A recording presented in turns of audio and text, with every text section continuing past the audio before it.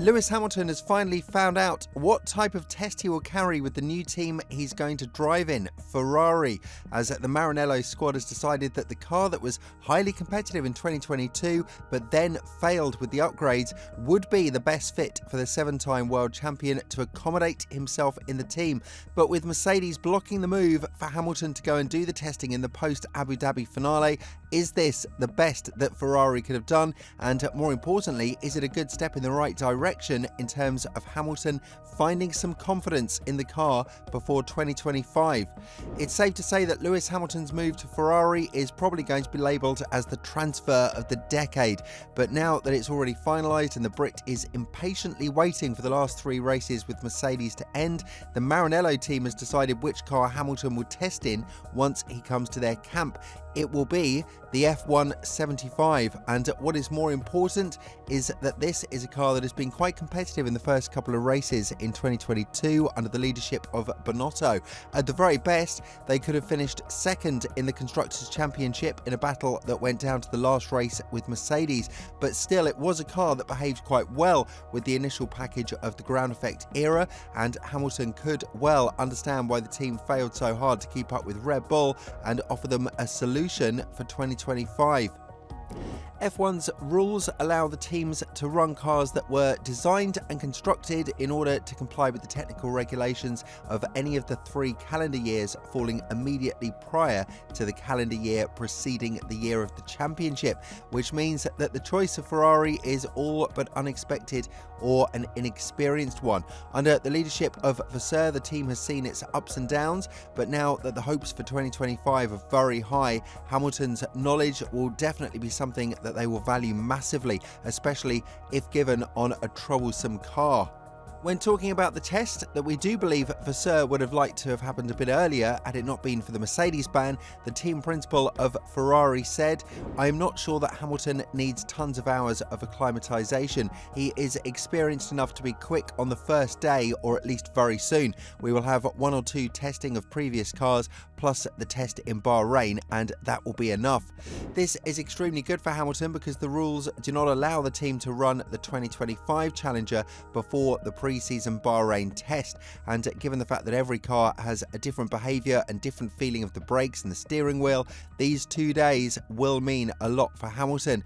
The 7-time world champion has a lot of hope that his move to Ferrari will bring what he missed by an inch in 2021, or what many believe was stolen from him, and that is the 8th championship, the most that anyone has scored in this sport. But for that, he would have to fight the Prince of Monaco, Charles Leclerc, who has been destined to be the next champion from Ferrari and of course has more experience with the Maranello team.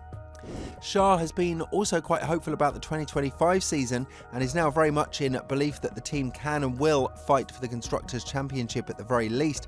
And when talking about the chances that Ferrari can win it all with him and Hamilton as a pair up from the next year onwards, the Monegasque driver said, "It's all about us, how well we are working as a team and the job we are doing as a team to get to the World Championship. I feel like we are working well. However, it's a relative sport and it all depends on how well the others are doing too, and they are doing super well for now. So we've got a lot of hard work to do in the next few years, and I believe in the project. I have to believe in the project 100%, and I'm sure that Ferrari is the next team that will be world champion. We've just got to keep working." Obviously, this will have a lot to do with how Hamilton's tenure with Ferrari will start, because when you have 2 alpha males in the team, especially one who is on a mission to retire on a high note and win the 8th championship in his career, things can go south pretty quick. Vasseur continued to talk about the acclimatization of Hamilton and said that work was taking place at the factory to compose a program to get him up to speed with Ferrari's operations before the start of the 2025 campaign. However, the Frenchman is not involved personally in that. Furthermore, he said, "For sure, we have part of the team already focused on 2025, on the test plan, on the communication and so on, with Lewis being part of this. But when it comes to the race team, it's not on my mind." This will definitely help Hamilton a lot because he has been struggling heavily with Mercedes in the past couple of weeks, and the Brazilian GP's messages have been the pinnacle of it, as the 7-time world champion stated that the car has felt the worst that he has ever driven driven in his career. He described it as a plank of wood that has zero suspension, and it's very important to note that Russell, with the same car, has scored a front row start and almost secured the win had it not been for the circumstances that happened with the excessive rain on the track.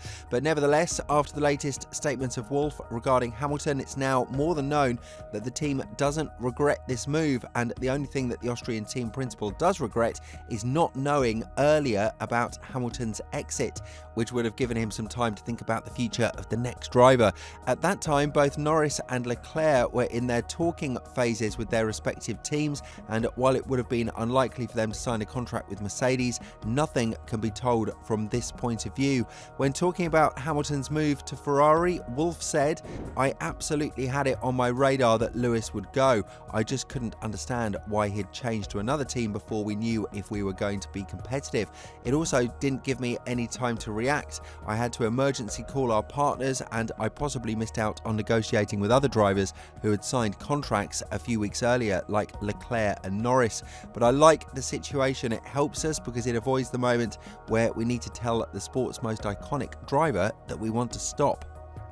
I highly doubt that Mercedes wanted to stop the collaboration with Hamilton, and maybe Wolff is referring to the fact that maybe they would have wanted to stop once the time for Antonelli to drive in F1 was going to be knocking on their door. Even then, the Italian driver would have likely driven for a team like Williams or maybe even Alpine now that they are partners with Mercedes, as they are going to supply their engines from the Silver Arrows from 2025 onwards. So Wolff's statement is kind of putting the blame on Hamilton instead of accepting the fact that they just didn't want him for the long-term future. What he said next is proving that to a greater extent, and when talking about the 1+1 deal that they signed with Hamilton, Wolff has elaborated thoroughly that there is a great reason as to why that was done. As he went on to say, "There is a reason why we only signed a 1+1 year contract. We are in a sport where cognitive sharpness is extremely important, and I believe everyone has a shelf life. So I need to look at the next generation. It's the same in football. Managers like Sir Alex Ferguson or Pep Guardiola, they anticipated it in the performance of their top stars and brought in junior players that drove the team for the next years." Obviously, it's going to be an emotional day on the 8th of December when Hamilton drives the last race for Mercedes, especially if he manages to somehow win it and make a statement in the team. But one couldn't help but note that things are, at the end of the day, going to end on a bit of a sour note after everything that's happened in the past couple of months. With all this in mind, do you think that Hamilton will find it easy to accommodate Ferrari with their 2022 machinery? And more importantly, do you think that the Maranello team will let both of the drivers decide who is the better one when it comes to the intra-team battles? Let us know in the comments below, and if you're interested in Sebastian Vettel's latest decision that could bring him closer to F1, make sure to check out the video that's appearing on your screen right now.